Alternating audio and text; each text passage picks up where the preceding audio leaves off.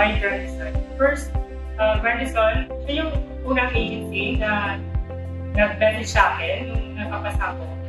And when I joined the orientation, and I was happy naman sa mga offers nila. Then, when I signed up with Grandison, agad-agad, they processed my paper and I got my priority date. And every step ng process namin sa Grandison, meron talagang tao na hawak, na hands-on, and knowledgeable enough sila sa process na yun. So, I can say na that's yung Grandison ng pag-process nila ng mga papers na.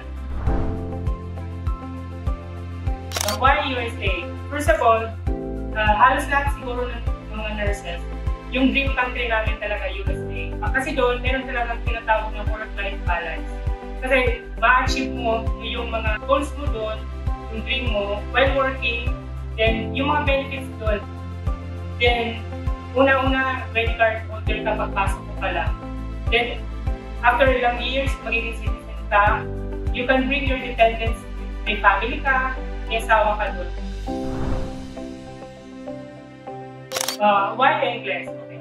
Taking English is our first golden ticket natin para makapunta ng Amerika. If you pass your English, then meron kang maraming opportunity sa'yo, not just abroad.